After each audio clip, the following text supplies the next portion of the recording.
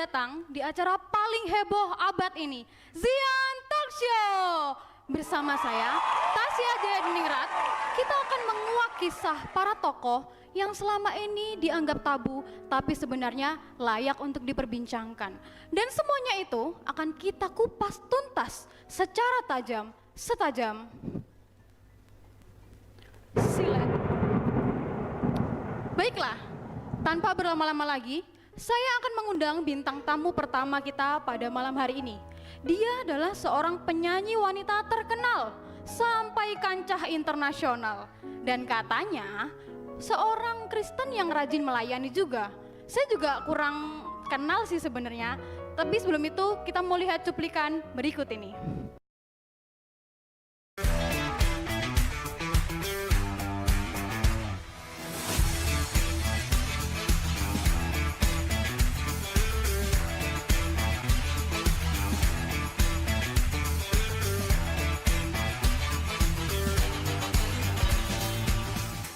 Mari kita sambut Agnes Mochrai. Beri tepuk tangan yang meriah untuk Agnes. Semuanya. Halo semuanya. Tasya, aduh. Lama banget ya kita nggak ketemu. Betul banget. Duduk dulu dong, silakan duduk. Iya. Aduh, terakhir kali ketemu tuh kalau nggak salah waktu pernikahan kamu ya. Sekarang aku denger kok udah mau cerai aja, gimana sih?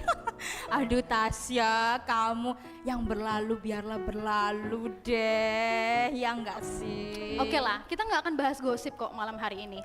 Agnes mau cerai. Ya.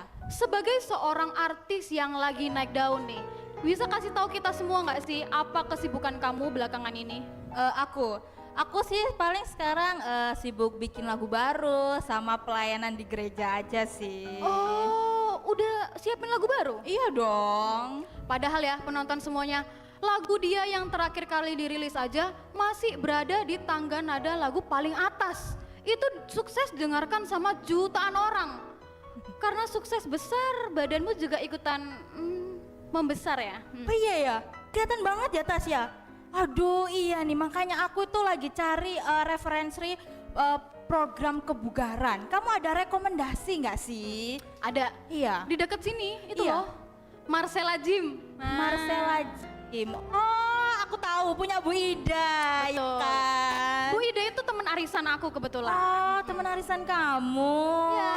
Ya udah deh, nanti aku mau calling Bu Ida. Jadi aku mau ikut nge-gym kali ya, biar lebih seksi sedikit. Setuju.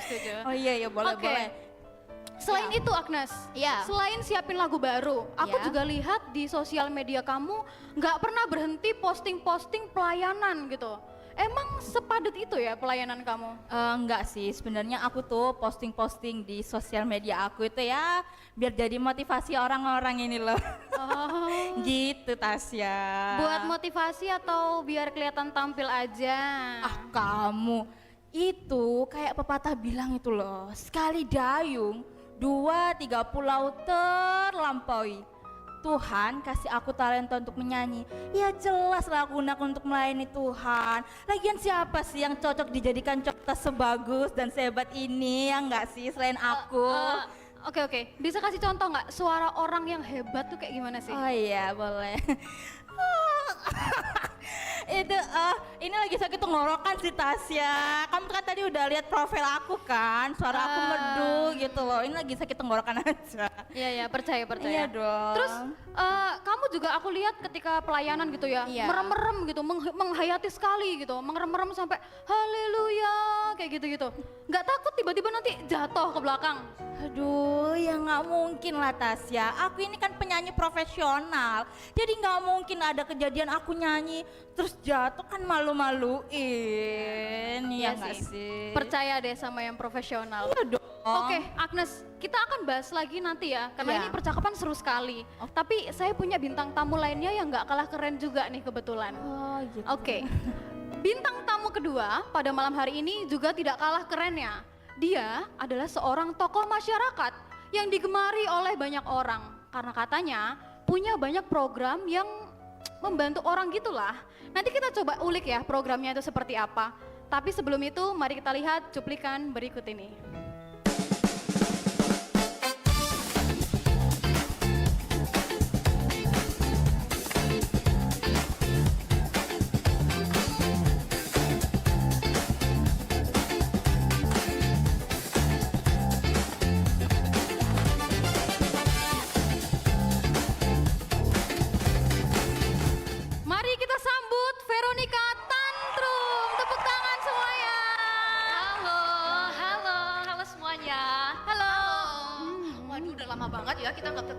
iya. Halo. Oh iya. Silakan duduk, Bu. Makasih ya. Aduh, Iya. Gimana? Bu Vero. Oh, ini yang namanya Bu Veronica. Veronica Tantrum ya? Iya dong. Oh iya, istrinya Pak Ahong ya. Kamu bisa aja ya, sorry ya, itu udah nggak level lagi sih. Aduh, sama-sama punya masa lalu, jangan gitulah. Oh gitu ya? Loh, bukannya kamu... Aduh, itu kita bahas di belakang aja deh Oh, kalau iya, gitu. iya. Bu Vero. Iya. Bu Vero tuh ya, begitu masuk tadi, auranya udah beda. Mukanya glowing, make up on point gitu. Iya dong, diundang acara keren kayak gini, masa dandannya biasa-biasa aja? Iya sih, setuju. Emang Bu Vero ini terkenal selalu ready on cam gitu ya? Iya. Bisa kasih tahu kita semua nggak sih Bu, sekarang lagi kerjain program apa? Oh ya, saya itu ya lagi gencar menjalankan berbagai banyak program, bantu-bantu orang miskin, orang-orang terlantar juga sih ya, dan lain-lain gitu sih. Oh iya sih, aku juga lihat di sosial media Bu Vero itu semua kegiatan atau programnya itu diabadikan atau didokumentasikan dengan sangat niat gitu Iya ya. dong. Lightingnya, editingnya, emang dibikin seniat itu ya Bu? Iya dong, harus didokumentasikan yang paling bagus biar viral, terus banyak yang like juga sama share pastinya. Oh, biar banyak yang like, Iya. bukan untuk ngajak orang untuk berbagi juga. Astaga, sorry kelupaan itu pastinya lah. Kelupaan atau emang bukan itu motivasinya? Kamu bisa aja Syah.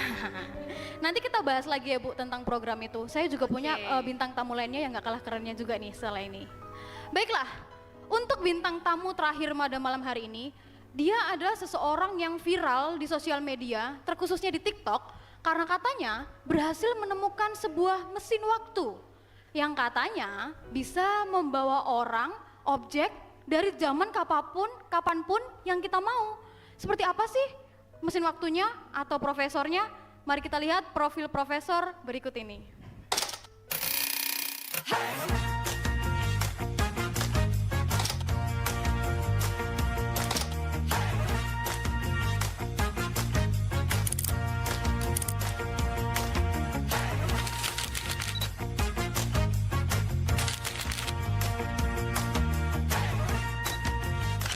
Mari kita sambut Profesor Voe. Beri tepuk tangan untuk Profesor Voe. Halo. Halo, selamat malam Prof. Halo, selamat malam. Aduh, Halo. mana nih yang katanya mesin waktu itu? Mesin waktu. Oh, ini dia. Oh, Ya, ini dia mesin waktunya. emang Saya rakit konsepnya dulu ya. setengah jadi gini ya Prof? Ya, Bongkar pasang ya. harus dirakit dulu. Oh, Nah, dengan mesin waktu ini kita bisa kembali ke berapa tahun aja yang kita mau di masa lalu. kebenaran banget nih Prof. Ini kan mau Natal nih. Saya dari dulu ya selalu penasaran sama yang itu loh, pemilik penginapan tempat Yesus dilahirkan. Saya tuh mau protes. Bisa-bisanya dia nggak kasih kamar buat Tuhan Yesus sampai harus lahir di kandang domba kayak gitu. Bisa nggak datengin dia? Bisa. Iya, setuju banget tuh Prof. Saya juga mau kasih tahu dia sebenarnya siapa sih tamu yang dia tolak waktu itu. Saya juga penasaran, apa dia nggak merasa bersalah setelah dia tahu siapa yang dia tolak itu? Ya nggak sih? Iya. Oke, oke. Kalau begitu, saya coba hadirkan orangnya dari masa lalu ke masa sekarang. Tapi kalian harus hati-hati karena mesin ini belum stabil banget. Oh. Ya, Itu ya. kita coba.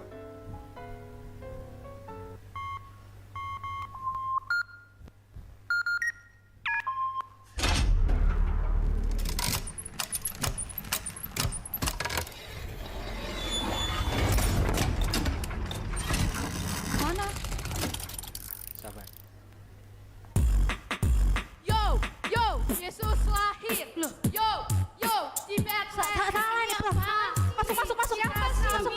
Loh, Prof, salah nih Prof. Itu yang nyanyi sama saya kali Prof, rapper. Gimana salah sih? koordinat, Gimana salah koordinat, sorry. sih? Aduh, Tenang, Prof. tenang. Bisa nggak?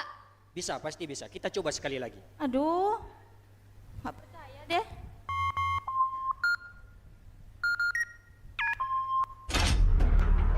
Bisa nggak nih Prof? Udah nggak yakin sih.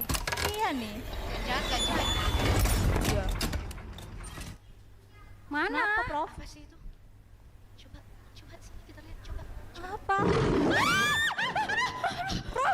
Prof, ya ampun Tenang. Prof, itu kan singa Daniel. Gimana sih? Salah teknisi. Aduh, udah dua Hampir dimakan singa loh ini. Salah Tenang. teknisi Pasti gimana? bisa, pasti bisa. Aduh, Memang udah deh kadang Prof. mesinnya Mana kadang sih? nggak stabil begini, kadang error. Aduh udah, mending Tapi iya, tapi Prof. percaya, kali ini pasti berhasil. Kita coba sekali lagi. Aduh, udah 2 kali nih Prof. hoax nih ya. Iya. Udah bener ini Prof. Udah nggak yakin. Iya. Tenang, pasti bisa.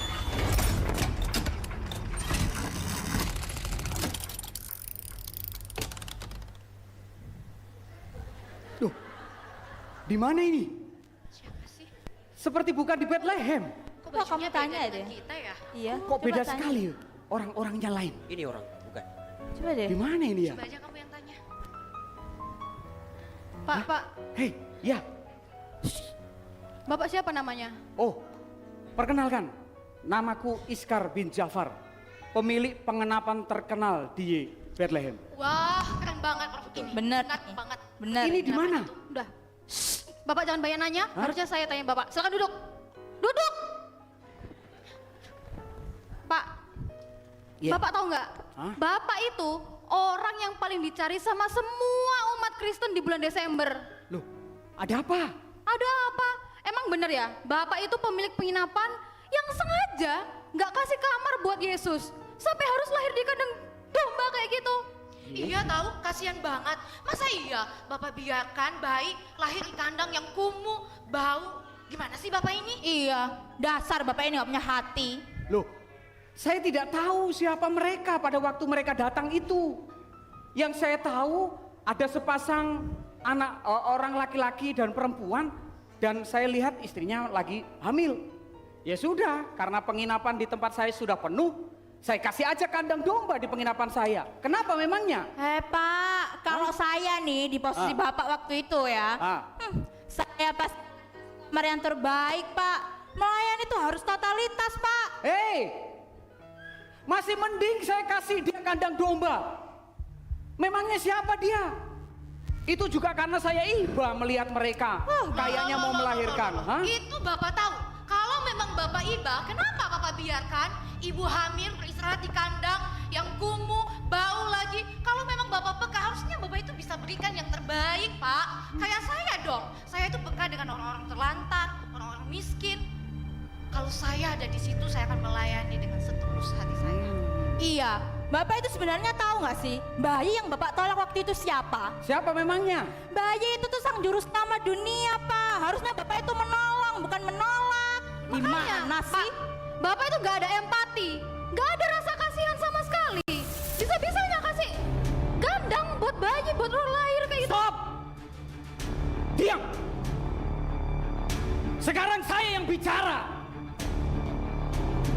Saya tidak mau disalah-salahkan. Saya sudah bilang dari tadi. Saya tidak tahu siapa bayi yang lahir di kandang domba di penginapan saya pada waktu itu. Sekarang saya tanya sama kalian. Kalian tahu bayi yang lahir di kandang domba saya? Betul ya? Tentu saja. Kalau kalian sudah tahu bayi yang lahir di kandang domba di penginapan saya adalah sang juru selamat, apa yang sudah kalian lakukan?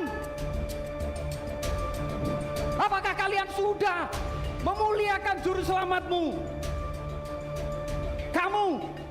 Kamu dan kamu mengaku mengenal sang juru selamat. Tapi apakah sudah kamu menjadi terang untuk kemuliaan juru selamatmu? Jangan hanya sekedar mengaku di mulut, tapi hidupmu tidak memuliakan Tuhan dan juru selamatmu. Kalau aku tahu pada waktu itu yang lahir adalah sang juru selamat, aku tidak akan memberikan kandang domba di penginapan saya. Enak saja saya disalah-salahkan terus. Kalianlah yang harusnya introspeksi. Kamu melayani, kamu menolong orang miskin. Untuk siapa itu? Apakah untuk juru selamatmu ataukah untuk dirimu sendiri? Camkan baik-baik apa yang saya katakan. Kamu juga ya, Prof. Permisi.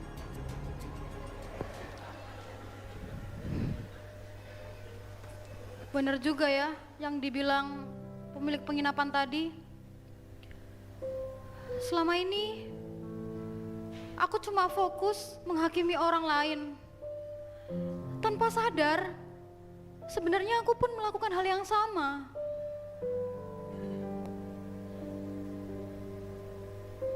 Iya ya. Aku juga. Selama ini aku hanya sibuk pelayanan. Aku ingin dikagumi oleh banyak orang. Aku ingin semua orang menganggap bahwa aku bisa. Tapi aku lupa. Aku lupa menyenangkan hati Tuhan. Aku pun sama. Aku sibuk membantu orang lain, sibuk memberi, tapi diam-diam sebenarnya aku ingin dihargai, ingin disebut dermawan, ingin disebut baik, tapi sebenarnya aku lupa tujuanku untuk siapa, untuk apa semua aku lakukan itu. Semuanya yang aku lakukan perbuatan baikku hanya untuk menyenangkan diri aku sendiri. Menjadi terang itu tidak butuh panggung, tidak perlu tepuk tangan, tidak perlu menjadi terkenal. Hanya perlu hati yang mau menerima kasih dan membagikannya kembali, menjadi alat agar terang Kristus semakin bersinar di kehidupan kita.